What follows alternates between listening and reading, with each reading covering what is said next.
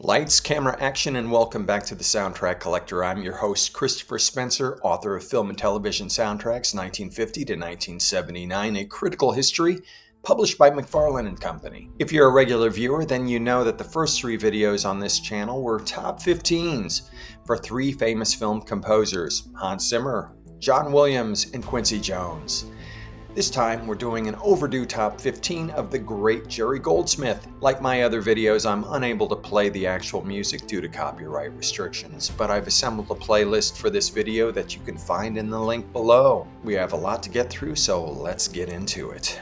At number 15, I have Logan's Run from 1976. Goldsmith's score for Logan's Run is a bold fusion of electronic experimentation and orchestral lyricism, reflecting the film's tension between sterile dystopia and rediscovered humanity. It remains one of Goldsmith's most innovative works and a cornerstone of sci-fi film scoring. Inside the domed city, Goldsmith uses early synthesizers like the ARP and Moog to craft cold mechanical textures. Droning bass, pulsating rhythms, and synthetic horns underscore the oppressive environment and rituals like carousel. Outside the city, the score shifts dramatically. Sweeping orchestral themes, lush strings, and brass celebrate nature and the awakening of human emotion. The city theme, a cold three-note motif, echoes throughout, while the romantic love theme grows as Logan and Jessica flee their world. The escape motif injects energy into action sequences, tying the film's dual sonic worlds together. Though unconventional for its time, the score earned praise for its seamless transitions between synthetic and symphonic textures. Expanded releases like the 2002 film score monthly edition showcase the score's full complexity and range. Goldsmith's daring blend of analog synths and classical orchestration paved the way for later sci-fi scores, influencing everything from Blade Runner to The Matrix. Logan's Run endures as a landmark in cinematic sound design, an evocative reflection of the world on the brink of rediscovery. Number 14, I have Papillon from 1973. Goldsmith's score for Papillon is a poignant meditation on freedom, resilience, and longing. Rather than overwhelm the film with music, Goldsmith opts for emotional restraint. There's no score for the first 20 minutes, letting the bleak reality of prison life speak for itself. When the music does appear, it carries deep emotional weight. The main theme, a wistful accordion-led waltz, evokes memories of a lost Paris and the hope for escape. It recurs throughout the film, transforming with Papillon's shifting fortunes. Goldsmith's orchestration blends lush strings, harpsichord, exotic percussion, and impressionistic textures to mirror both the physical and psychological landscapes. Standout cues like Gift from the Sea begin with serenity and turn to anguish, capturing the fragility of hope. In more intense scenes, such as Antonio's death, clashing rhythms and brass portray the brutal reality of incarceration. Though modest in length, the Papillon score is rich in nuance. Goldsmith's ability to convey inner struggle without melodrama makes this one of his most emotionally resonant works, a haunting human portrait of defiance against despair. At number 13, I have LA Confidential from 1997. Goldsmith's score for LA Confidential is a brooding, sophisticated tapestry that fuses the shadowy allure of classic noir with a sleek modern edge. Composed for Curtis Hanson's razor-sharp crime drama, the music evokes the smoky glamour and moral decay of 1950s Los Angeles while subtly anchoring the film's themes of corruption, betrayal, and redemption. At its core is a weary jazz-inflected trumpet played with haunting restraint by Malcolm McNabb that seems to echo off rain-slick streets and behind closed blinds, embodying the film's atmosphere of beauty tainted by rot. Rather than assigning specific themes to characters, Goldsmith paints in broader emotional strokes. Mournful piano notes tremble with uncertainty. Eerie synth textures ripple beneath orchestral strings to unsettle the senses, and timpani bursts shatter the calm when violence erupts. The score never oversells, it insinuates, weaving between diegetic period tunes and the film's hard edges with quiet authority. Cues like Bloody Christmas and The Night Owl pulse with tension but hold back just enough, allowing the story's moral ambiguities to breathe. Goldsmith's restraint is what makes the music so powerful. He mirrors the narrative's fragmentation and slow burn revelations, not with bombast, but with restraint and noir-inflected poise. Though it didn't take home the Oscar, LA Confidential is now viewed as one of Goldsmith's finest late career achievements, a mood piece of exceptional craft that elevates every frame it touches. At number 12, I have Rudy from 1993. Goldsmith's score for Rudy is a soaring tribute to grit, heart, and the enduring power of dreams. With a full orchestral canvas, rich in melody and emotion, Goldsmith paints the story of an underdog, not with sentimentality, but with sincerity. The iconic main theme, first heard in tender solo flute form, blooms into a triumphant anthem in the final reel, mirroring Rudy's transformation from overlooked dreamer to Notre Dame legend. This theme doesn't just tug at heartstrings, it lifts the spirit, each swell of strings and flare of brass echoing the quiet hope that fuels impossible goals. Goldsmith threads this melody throughout the film, adapting it in tone and texture to track Rudy's emotional highs and lows. Intimate and wistful in moments of doubt, majestic and exultant in scenes of victory. A secondary Irish-tinged motif brings in the cultural identity of Notre Dame, adding warmth and character to Rudy's journey. In its climactic cue, the final game, Goldsmith unleashes one of the most powerful crescendos in sports film history, a symphonic eruption that celebrates not just athletic success, but personal fulfillment. Decades later, Rudy remains one of Goldsmith's most beloved scores, not for its complexity, but for its purity of purpose. It's music that believes in something, and in turn, helps us believe too. At number 11, I have The Mummy from 1999. Goldsmith's score for The Mummy is a thunderous tapestry of adventure, romance, and ancient dread. One of the maestro's most sweeping late career triumphs. From the very first notes, Goldsmith plunges us into the mythic sands of Egypt with a bold, cinematic palette.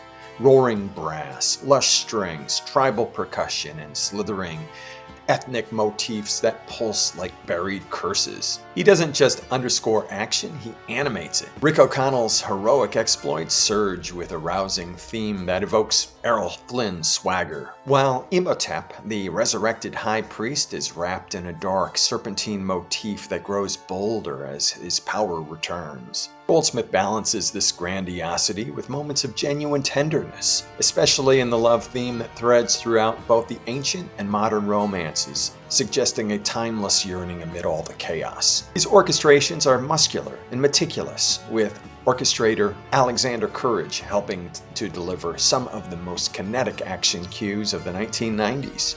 And yet, Goldsmith never lets the music lose its human pulse. Even the most bombastic passages breathe with character. Like the best of John Williams' Indiana Jones scores or Goldsmith's own The Wind and the Lion, The Mummy is a masterclass in old-school adventure scoring, rich in melody, rhythm, and atmosphere. But it's also unmistakably Goldsmith, bold, refined, and just a little haunted. In a film filled with sandstorms, undead plagues, and sweeping desert vistas, it's the score that gives the whole thing its soul. At number 10, I have Basic Instinct from 1992. Goldsmith's score for Basic Instinct is a hypnotic swirl of elegance and menace, an erotic thriller in musical form. From the first sultry swell to the main theme, Goldsmith casts a spell that is equal parts seductive and sinister, reflecting the film's core tension between desire and dread.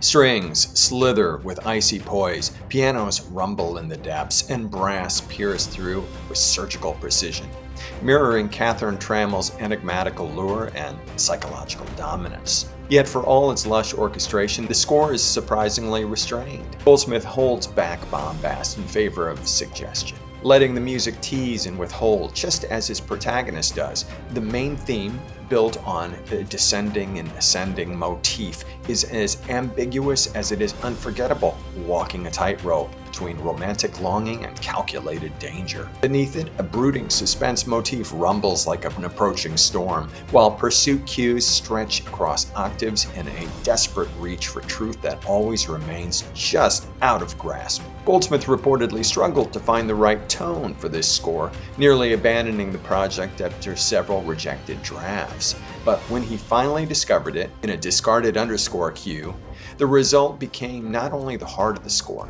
but a genre-defining moment. In a genre that often leaned on smoky jazz and synth-heavy sleaze, Basic Instinct introduced a new sound, lush, psychological, icy to the touch. Its influence is everywhere, from Malice to Sliver, but few ever matched its elegance. More than just a soundtrack, it's a character study, music that caresses and cuts in the same breath. At number 9, I have Poltergeist from 1982. Goldsmith's score for Poltergeist is a masterclass in tonal duality, equal parts lullaby and nightmare, conjuring wonder and terror with equal force. Eschewing synthesizers in favor of a rich acoustic palette, Goldsmith employed everything from musical saws and water chimes to ethereal female choirs and groaning brass, constructing a soundscape that feels both ancient and alien. At its heart lies Carol Ann's theme, a deceptively simple lullaby that opens the film with disarming innocence, only to later fragment and curdle as supernatural forces invade the Freeling family's suburban idyll. Goldsmith's genius is in how he weaves this childlike motif through an increasingly chaotic musical narrative, layering it with jagged dissonance, aleatoric strings, and ritualistic percussion to reflect the family's descent into spiritual warfare. In action-heavy set pieces like Night of the Beast, he unleashes an orchestral maelstrom that rivals anything in horror scoring, snarling brass, ghostly glissande, and sudden silences that make the jump scares land with bone-rattling precision. Yet even amid the chaos, moments of emotional clarity shine through, especially in cues like Rebirth, where the score reconciles terror with tenderness, reaffirming the film's deep familial core. Goldsmith's use of the orchestra as a living, breathing organism capable of sighing, snarling, and singing elevated Poltergeist beyond the haunted house genre into something mythic. Poltergeist remains one of Goldsmith's most beloved and influential works.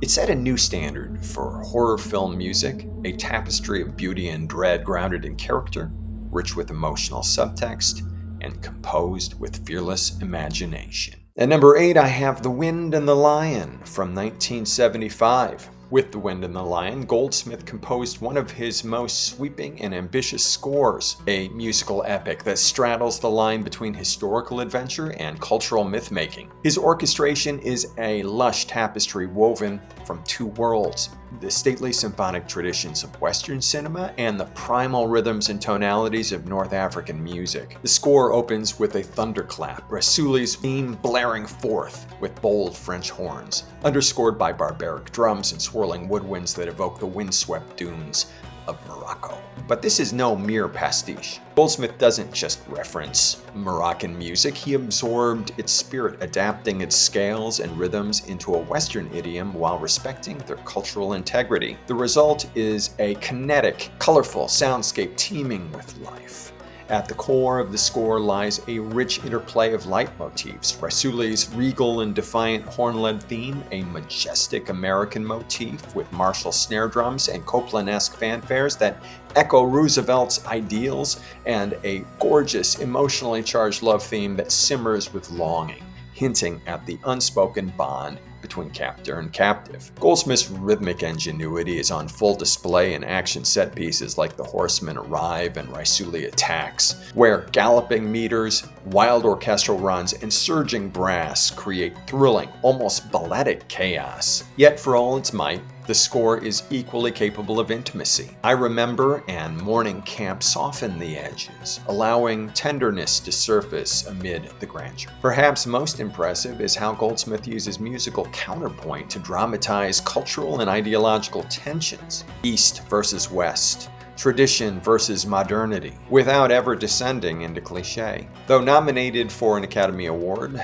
losing to Jaws, the score remains one of Goldsmith's crowning achievements, often cited by fans and scholars as a definitive example of how music can elevate narrative, deepen character, and transport audiences across time and geography. It is, in every sense, a masterwork of cinematic storytelling through sound. At number 7, I have Patton from 1970. With Patton, Goldsmith didn't just write a film score, he crafted a psychological and spiritual profile in music. At the heart of this masterful composition lies the haunting triplet trumpet fanfare, echoed through an echoplex to suggest not just martial grandeur, but metaphysical resonance. The spectral motif, hovering like a ghost over the battlefield, becomes a sonic manifestation of Patton's belief in reincarnation, a general who sees himself not just as a man, but as a soldier reborn across centuries. Goldsmith ingeniously paired this with bold military march, crisp, full-throated brass, layered with martial snare drums and piercing piccolo that captures Patton's ego, charisma, and ferocity as a commander. Then there's the religioso theme, a solemn pipe organ choral that evokes the general's deep-rooted spirituality, often played in stark counterpoint to his bombast. These three themes, warrior, prophet, and man, don't merely alternate. Goldsmith weaves them together, sometimes simultaneously, allowing the score to reflect the contradictions of its subject. Remarkably, only about 30 minutes of music were used in the film, yet each cue carries immense psychological weight. Whether underscoring a battlefield or a moment of bitter reflection, Goldsmith's music never tells the audience what to feel. It shows us who Patton was. The opening credits alone are a tour de force. Following George C. Scott's iconic speech, Goldsmith introduces all three motifs in careful succession musically, previewing the complex portrait to come. The score's bold experimentation, emotional sophistication, and razor-sharp character insight earned it an Oscar nomination and a place among the greatest film scores ever written. It also introduced a radical idea for war films, that music could deepen our understanding of a military figure not through bombast, but through internal resonance. Patton remains one of Goldsmith's most intellectually daring and emotionally potent achievements. At number 6, I have Total Recall from 1990. With Total Recall, Goldsmith didn't just score a sci-fi action blockbuster, he engineered a soundscape that feels as muscular and mind-bending as the film itself. Blending the orchestral might of the National Philharmonic Orchestra with a battery of cutting-edge synthesizers, Goldsmith captured the duality at the heart of Paul Verhoeven's film: brute force, physicality, and cerebral uncertainty. The result is a kinetic, shape-shifting score that never stops moving. The main theme, titled The Dream, is a powerhouse, brass-heavy, rhythmically driven, and laced with electronic textures that hint at the story's ambiguous reality. It's a march into madness and memory, heroism and hallucination. Throughout, Goldsmith plays with tension and propulsion using jagged ostinatos, rapid-fire percussion, and pulsing synth bass lines that mirror the film's relentless pace.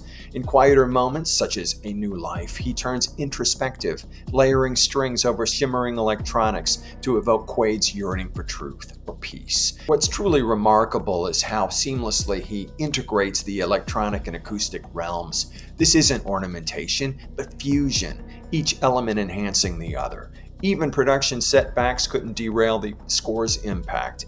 After an underwhelming Munich session, Goldsmith insisted on returning to London, where the Philharmonic brought his vision to thrilling life. Over the years, expanded releases have revealed the full scope of his work here. 2.5 hours of relentless invention, from claustrophobic tension to full-bore bombast. It's no wonder this score continues to influence science fiction composers. Its hybrid style can be heard echoing in The Matrix, Minority Report, and beyond. Simply put, Total Recall is not just a high point in Goldsmith's legendary career, it's a masterclass in scoring the future. At number 5, I have The Omen from 1976. With The Omen, Goldsmith didn't just score a horror film, he summoned one. The music for Richard Donner's 1976 satanic thriller isn't merely an accompaniment to evil, it is the voice of evil, rising from the depths in unholy chorus. Goldsmith, initially unsure how to tackle the film's supernatural themes, found his inspiration in a flash of revelation. I hear voices, and with that, he set about constructing one of the most chilling scores in cinema history. At the center of it all is Ave Satani, a black mass in musical form. Goldsmith collaborated with orchestrator Arthur Morton, choir master Alan Ladd Jr., and perhaps even Satan himself to write the lyrics that inverted sacred Latin texts, transforming Ave Maria into Ave Antechrista and Sanguinum Bibimus, we drink the blood, into a chilling echo of communion turned demonic. The result was a choral assault unlike anything filmgoers had ever heard, steeped in religious dread and ritualistic power. But this was no one-note dirge. Goldsmith wove the choir into a broader symphonic texture of shimmering strings, brass shrieks, and primal percussion, sometimes anchoring scenes with stately menace, other times erupting into near operatic hysteria. The music doesn't merely support the horror, it heightens it, guiding the audience through the psychological and spiritual breakdown of a family in thrall of the Antichrist. From the eerie calm of a sad message to the apocalyptic fury of the dog's attack, the score moves with terrifying grace between lament and frenzy, and while Ave Satani became an icon in its own right, nominated for an Oscar alongside the full score, it's the totality of Goldsmith's work that truly redefined horror scoring. The use of choral music as a leading voice, the marriage of ecclesiastical formality and avant-garde fear, the balance of silence and explosion. These innovations influenced decades of composers to follow. The Omen may have terrified audiences with its visuals, but it was Goldsmith who gave the devil his soundtrack. At number 4, I have Alien from 1979.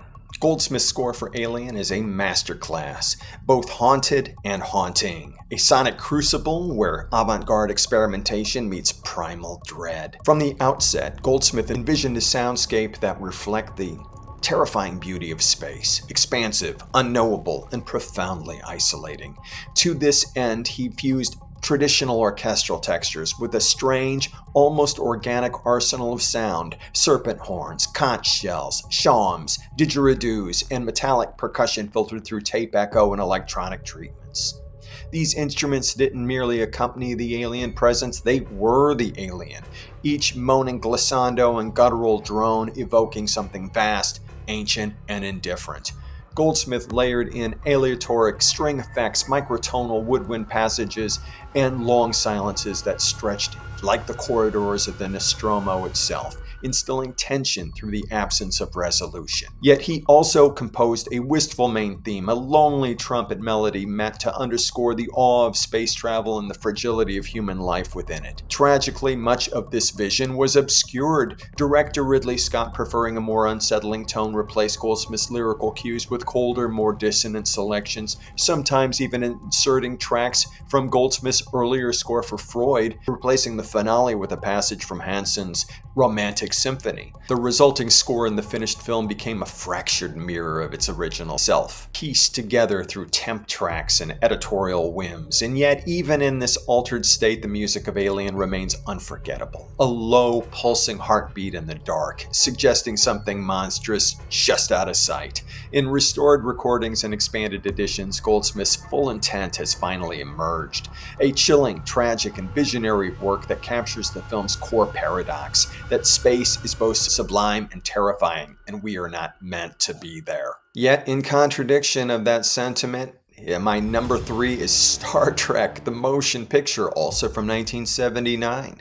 Goldsmith's score for the first Star Trek film, an audacious fusion of cutting-edge technology, emotional resonance, and thematic grandeur that redefined what science fiction could sound like. Conceived under intense pressure during a chaotic post-production schedule, Goldsmith nevertheless delivered one of his most visionary works, pushing the boundaries of both orchestral and electronic scoring. Central to this innovation was the eerie metallic growl of the blaster beam. A colossal 12-foot electronic instrument with otherworldly resonance became the voice of Viger, the film's mysterious antagonist.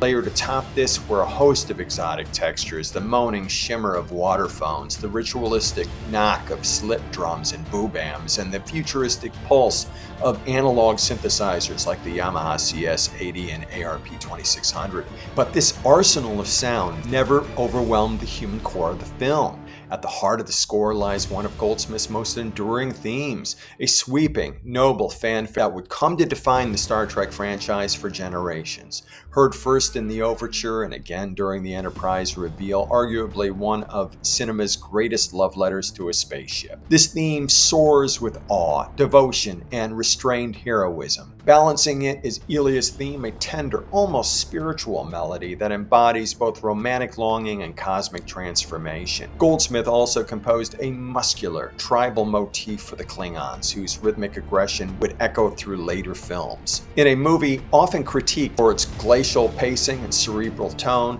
Goldsmith's music injects scale, tension, and deep feeling, elevating spectacle into myth. His score doesn't just accompany the film, it expands it, embodying the boundless curiosity and emotional sweep that is the core of Star Trek. This was not mere accompaniment, it was a vision. At number 2, I have Chinatown from 1974. Composed in a whirlwind 10 days, Goldsmith's score for Chinatown achieves the seemingly impossible. It distills the film's labyrinthine corruption, its heat-hazed despair, and its aching, doomed intimacy into a suite of sparse, evocative sounds. Eschewing the big band jazz and lush romanticism that might have evoked the film's 1930s setting, Goldsmith insisted on something timeless, arguing famously that emotion is eternal. The result is a masterpiece of restraint. The score centers on a solitary blues-inflected trumpet played with aching subtlety by Owen that sings like a wounded memory over a shimmering bed of 4 harps and pianos. The love theme is more elegy than romance, its mournful lyricism shadowed by inevitable loss. Elsewhere, Goldsmith deploys modernist textures with uncanny precision. Harps cascade like heat waves. Prepared pianos murmur with menace. Strings hover like a question never answered. This sonic minimalism isn't just aesthetic, it's psychological. It burrows into Jake Giddy's slow descent from cocky control to helpless complicity. The music haunts the film not with melodrama, but with quiet despair. Every note seems to echo a lie told, a truth ignored, a future foreclosed.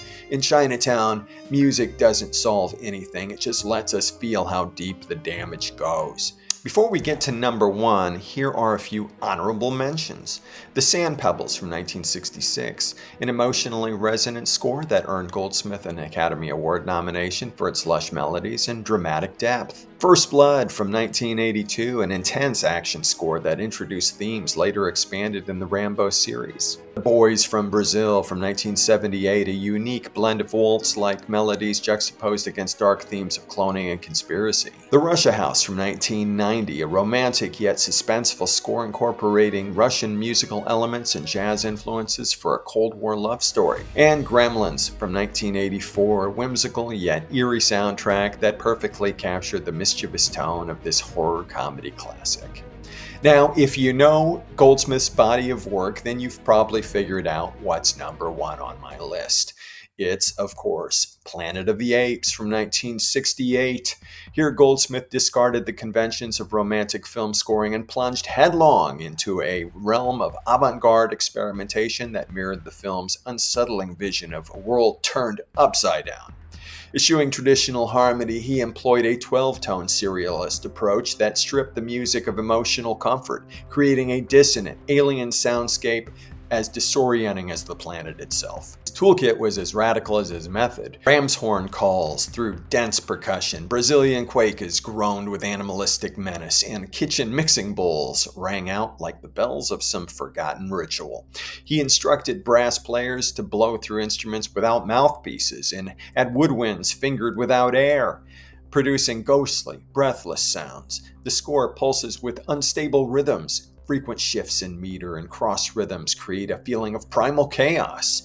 Dissonant clusters of pizzicato strings run through echoplex tape delay, form unsettling textures that evoke both technological decay and tribal ritual.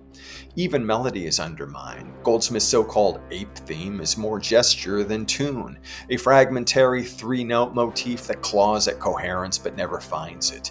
The result is less a score than an ecosystem, wild, tense, unknowable. This was music that didn't accompany the film so much as stalk it, hiding in the shadows, striking from unexpected angles. With Planet of the Apes, Goldsmith redefined what film music could be. Visceral, unmoored, and dangerously alive. Well, that wraps up my top 15 Jerry Goldsmith scores. What are your favorites by this stellar film composer? Let me know in the comments, and be sure to like, subscribe, share, and ring the bell for future videos. Until next time, keep collecting and listening to the great movie soundtracks.